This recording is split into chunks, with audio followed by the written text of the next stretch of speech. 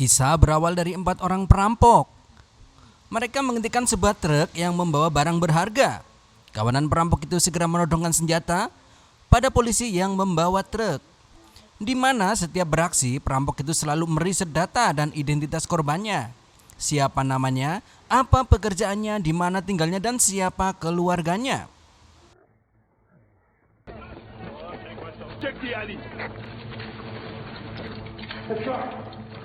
Kemudian polisi datang dan kawanan perampok itu segera kabur. Di saat mau memecahkan kaca mobil, mereka melihat orang yang baru turun dari mobil dan segera merampas mobilnya. Saat mereka mau menghidupkan mobilnya, tiba-tiba polisi menghadang di depan. Kemudian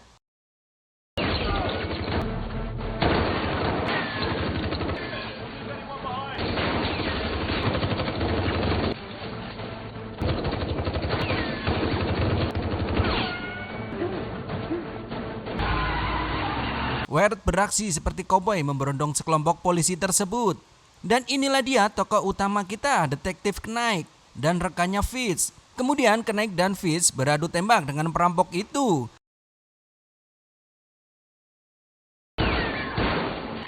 Fuck you, buddy. Move, 1, 2. I'll get him this time. Dan akhirnya Fitz terkena tembakan. Melihat rekannya tertembak, Knight menghentikan perlawanan tersebut. Kemudian sekawanan perampok itu berhasil kabur. Fitz yang terkena tembakan meminta tolong kepada Knight. Dan inilah wajah-wajah si perampok itu. Terdiri dari Casey sebagai ketua tim. Kemudian yang kedua Wyatt. Yang ketiga Mike. Dan seorang perempuan bernama Syke. Casey dan kawan-kawan yang telah berhasil merampok segera menuju ke pesawat. Di dalam pesawat, Mike menanyakan pada Casey, kenapa kita menembaki polisi? Harusnya kita tadi langsung kabur kan bisa. Tak perlu menembaki polisi. Kalau seperti itu, sekarang kan kita jadi dikejar-kejar FBI. Sebenarnya yang bertindak sebagai sok jagoan memberondong polisi awalnya adalah Wyatt. Tapi sebagai ketua tim, Casey juga tak tinggal diam. Perlu diketahui, walaupun mereka merampok, tetapi tidak benar-benar tega membunuh orang, alias masih punya belas kasihan. Alasan mereka merampok adalah terbentur kebutuhan. Di tempat lain, Fitz yang sedang koma terkena tembakan dibawa ke rumah sakit. Kemudian scene berpindah ke New York. Kemudian Casey dan kawan-kawan tiba di base camp mereka. Setelah uang hasil perampokan itu selesai dihitung dan dibagikan ke semua anggota tim, dan sebagian lagi disisihkan untuk Wina karena dialah mafia yang mendalangi perampokan ini. Tiba-tiba Mike mengeluarkan bom pipa yang ia buat dengan mengikuti panduan dari YouTube. Kemudian Casey menyuruh Mike menyimpan barang berbahaya itu. Nanti akan kita gunakan saat dalam keadaan darurat, kata Mike. Kemudian Syke pergi meninggalkan mereka berdua. Tak lupa Mike mengundang Syke dan Casey untuk datang di acara pestanya Mike. Mungkin semacam syukuran gitu ya, karena sudah berhasil merampok. Di Los Angeles, Knight bertemu dengan Sango. Ini dia orangnya. Dialah yang akan menjadi rekan Knight menggantikan Fitz yang tertembak. Mereka berdua mencoba memecahkan siapa sebenarnya perampok itu. Setelah lama berdiskusi, berdasarkan analisa Knight dan Sango, akhirnya mereka berdua mengambil kesimpulan bahwa perampok itu didalangi oleh Wina, seorang bos mafia bandar judi dari New York, yang dulu pernah bekerja di FBI. Kemudian tanpa basa-basi Knight segera pergi ke New York. Casey yang sudah sampai di rumah berkumpul lagi dengan keluarganya. Dan mereka saling mengobrol bersama. Sementara istri Casey belum tahu kalau sebenarnya pekerjaan suaminya adalah perampok. Istri Casey yang curiga kepada suaminya menanyakan apa sebenarnya pekerjaan suaminya. Disitulah mulai terjadi percekcokan. Ditambah lagi istri Casey sudah tahu kalau dia pecandu narkoboy. Dan Casey bilang pada istrinya, saya bekerja untuk menafkahi keluarga dan saya bukan tipe orang yang suka bekerja kantoran. Berangkat jam 9, pulang jam 5 sore. Jadi tolong kamu diam, jangan cerewet. Kemudian istri Casey menjawab, saya tidak menuntut banyak Casey.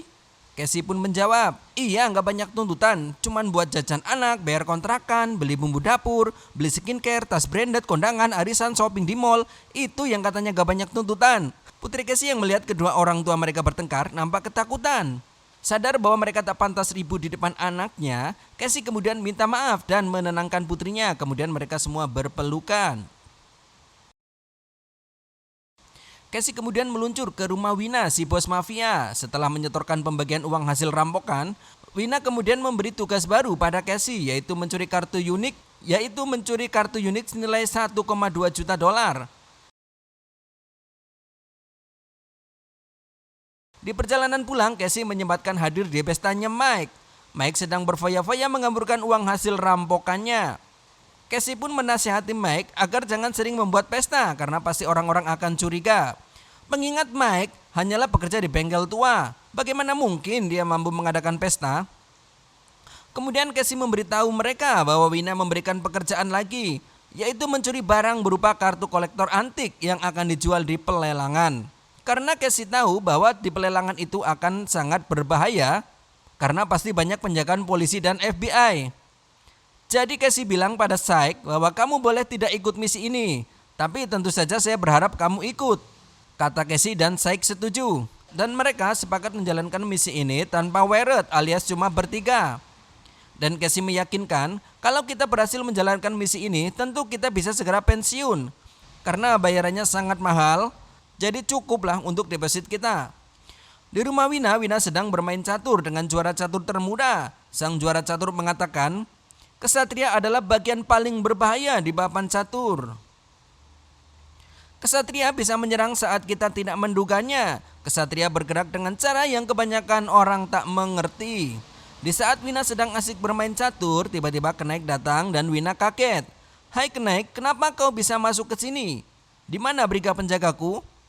Wina yang sudah mengenal Knight tentu tahu kedatangan Knight pasti akan mengusik bisnisnya di dunia kriminal dan bandar narkoba. Karena dulunya Wina dan Knight sama-sama bekerja untuk FBI. Wina mengatakan pada Knight, jika ada yang ingin ditanyakan langsung saja lewat pengacaraku. Janganlah kamu menggangguku bermain catur. Kemudian Sango mengatakan bahwa ia tahu semua tentang kebusukan Wina. Dan Wina juga sering menyogok hakim agar kasus-kasusnya dimenangkan. Knight mengancam jika Wina melindungi perampok itu maka ia akan berurusan denganku. Merasa tidak nyaman dengan kehadiran mereka, Get out. Wina segera mengusir mereka berdua untuk pergi dari rumahnya. Saat Knight mau pergi, kemudian bertemu dengan Briga. Dan Knight kembali menanyakan siapa perampok itu. Briga menjawab, silakan tanyakan langsung pada Casey Ruth. Terus di mana rumah Casey Ruth? Kata Knight. Briga menjawab, cari saja sendiri, emang aku anak buahmu. Good job for you, buddy.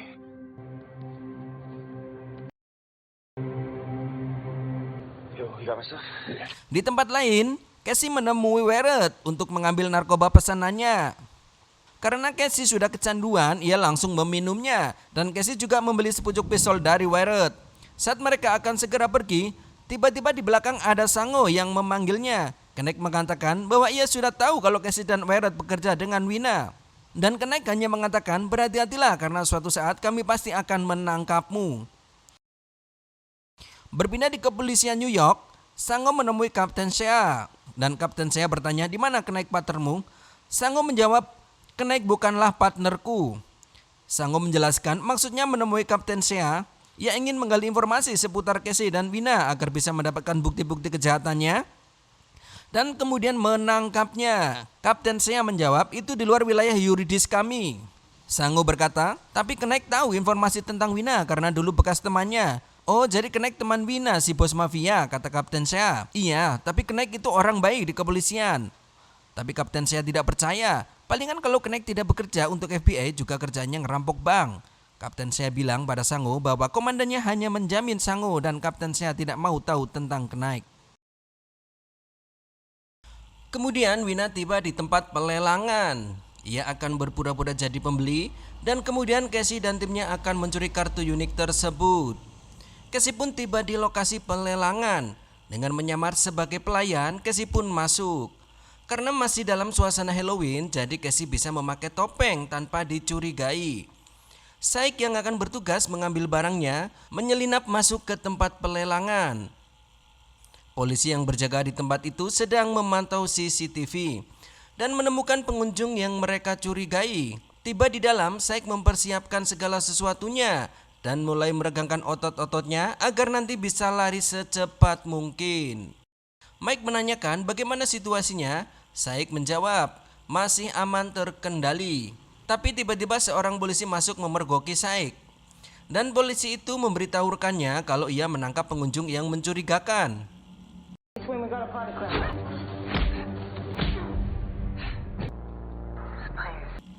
Tapi Saik langsung berhasil melumpuhkan polisi tersebut. Kemudian Saik memberitahu Casey dan Mike bahwa di sini banyak sekali polisi yang menyamar. Oke, tetap lakukan sesuai rencana, kata Casey. Di ruang pengendali CCTV, Casey menodongkan senjata pada polisi yang sedang memantau CCTV. Park, do as I say. You have a wife and 2 kids and live at 5. Stand up and walk to that room. Kemudian menyuruh penjaga tersebut untuk menghapus data kamera 1 jam terakhir. Penjaga itu pun digiring ke ruangan lain dan Casey segera menguncinya. Inilah dia kartu unik senilai 2,2 juta dolar. Saat pelelangan sedang berlangsung, tiba-tiba Casey mematikan lampu. 2 million. Do I want to put 8? Once in a lifetime opportunity. Twice. Sold. 2.1. Moving. 2, 1. Everyone stay calm.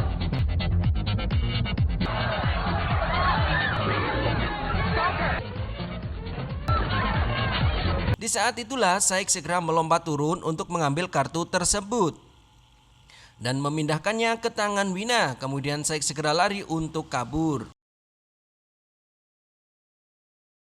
Lock down the building.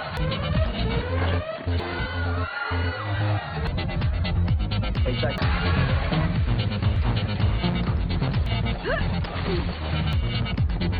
Dari luar, Mike memberitahu kalau waktu hampir habis dan mereka harus segera meninggalkan tempat ini. Saik yang menemui jalan buntu kebingungan, tapi Casey segera memberitahu Saik dan memandunya. Saat tiba di luar, polisi tiba-tiba mengepung Saik dan menyuruhnya angkat tangan. Polisi pun memborgol Saik dan memasukkannya ke mobil. Mengetahui Saik sudah tertangkap, Casey segera menghampiri Mike dan langsung tancap gas. Mike bilang, kita harus kembali dan menyelamatkan Casey. Jangan bodoh, kita harus tetap jalankan rencana. Kemudian mereka berpindah mobil dan berganti baju. Sango dan Kenek tiba di lokasi.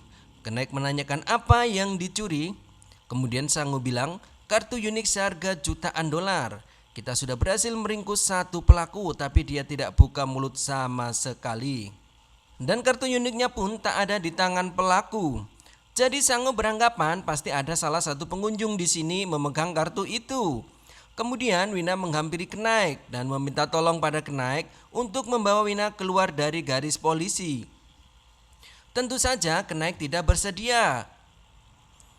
Tapi kemudian Wina mengancam kalau Kenaik tidak membawanya keluar, maka Wina akan menghabisi Fish yang sedang dirawat di rumah sakit. Karena Wina sudah menempatkan anak buahnya di sana. Mendengar itu tentu tidak ada pilihan buat Kenaik dan kemudian mengeluarkan Wina dari garis polisi.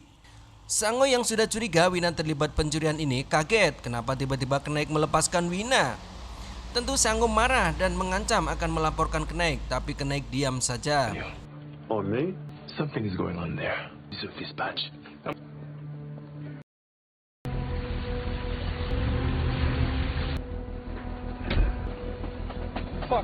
Tiba di base camp Mike, Casey segera menelpon Wina dan meminta jaminan untuk Saik yang sekarang ditangkap polisi. Tapi Wina bilang, sudahlah Casey, tidak usah memikirkan Saik. Yang penting kita sudah berhasil mendapatkan kartu itu dan kita akan kaya. My friend, I told.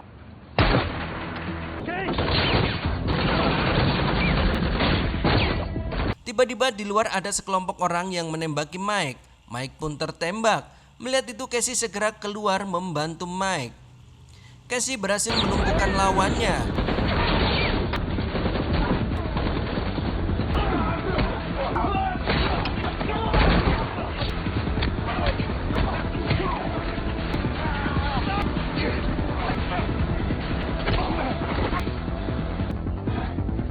Di luar, Mike yang sudah kehabisan peluru didatangi lawannya. Saat lawannya menembak, Mike meledakkan bom.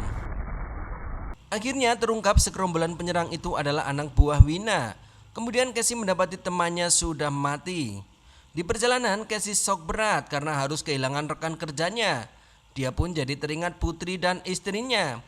Ia sadar kalau pekerjaannya bisa kapan saja membahayakan ia dan semua orang yang dicintainya. Kemudian Casey menelpon istrinya dan memintanya segera meninggalkan rumah dan menginap di hotel. Istrinya yang tidak tahu bahaya sedang mengancamnya masih saja ngotot tidak mau pindah.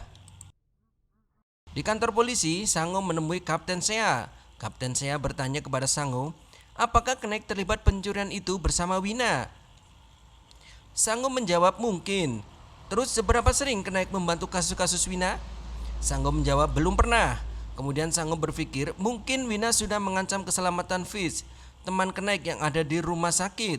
Tapi Kapten Sea bilang Knight itu seorang polisi, jadi tidak seharusnya melepaskan Wina di saat semua sedang mengincarnya. Dan ini adalah momen yang tepat untuk membuktikan kejahatan Wina.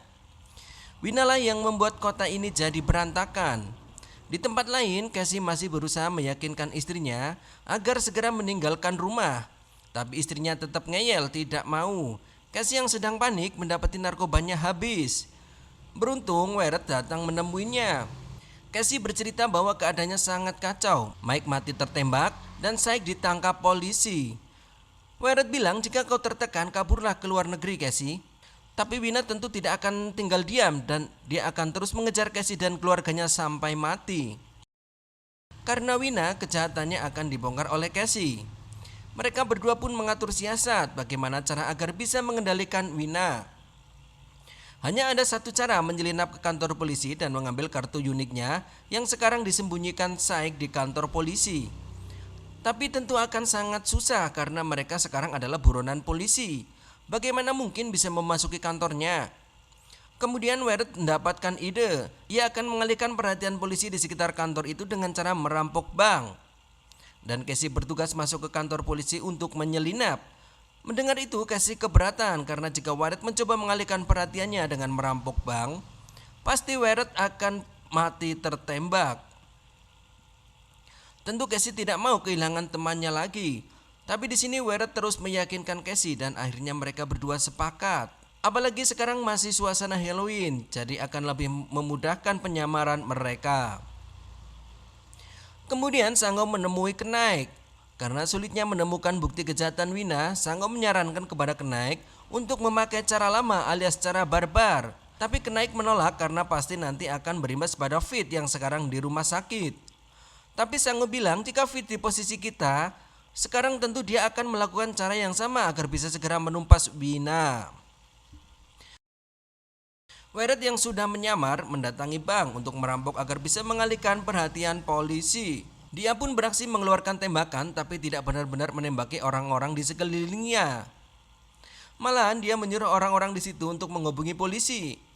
Benar saja polisi tiba di lokasi, tak terkecuali Sango. Wyatt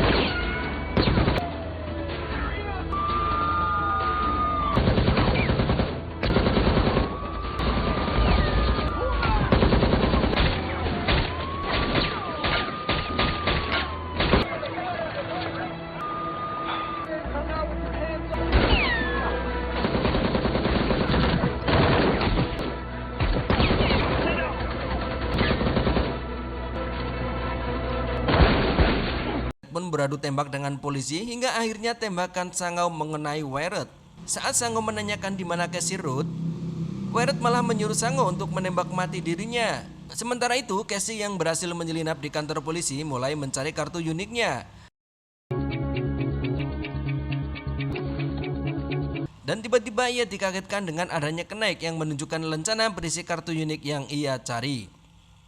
Knight menodongkan senjata pada Casey dan segera menyuruh Casey masuk ke bagasi mobil. Di dalam bagasi Casey berteriak, "Mau dibawa kemana aku? Apakah kau akan membawaku ke suatu tempat kemudian menembak kepalaku?" Tapi Knight tetap saja terdiam. Casey berkata bahwa ia hanya ingin menghabisi ini. Dengan cara menghabisi Wina, ia tak mau putrinya kehilangan ayah. Yang ia lakukan hanya untuk membagikan putri dan istrinya. Tapi Knight tetap diam dan terus memacu mobilnya.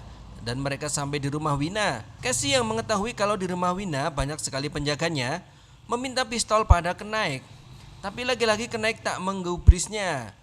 Knight yang memang sang detektif handal mulai membunuh anak buah Wina satu persatu. Dari dalam, Wina mendapatkan kabar dari penjaganya kalau Knight datang menyerang. Saat melihat ke CCTV, Wina mendapati penjaganya telah habis dibantai Knight. Dan Wina melihat Casey sedang mengetuk pintu dan menunjukkan kartu uniknya. Kemudian Wina memerintahkan Briga untuk menghabisi Casey. Casey pun menunjukkan kalau dia tidak membawa senjata. Saat Briga meminta kartunya, Casey meminta uangnya dulu. Kemudian Casey langsung menyerang Briga. Dan mereka berdua saling baku hantam.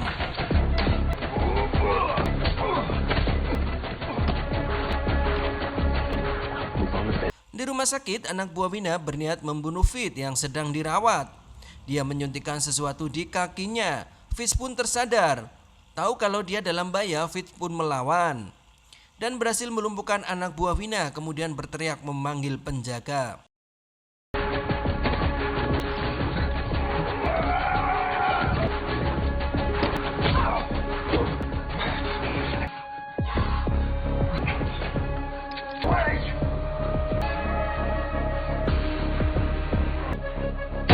Di saat Briga dan Casey sedang bertarung, Wina berniat menembak Casey, tapi ia mendengar langkah Knight di balik pintu. Kemudian Wina mengejar Knight.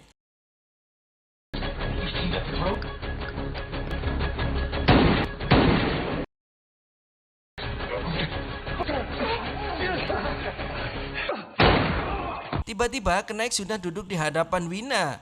Wina segera bersiap menembak Knight, tapi Knight sudah menembaknya duluan. Dan Wina pun tewas. Sementara itu, Briga berhasil menguasai keadaan dan bersiap menembak Casey. Tapi tiba-tiba Knight menembak Briga. Knight segera menyuruh Casey pergi.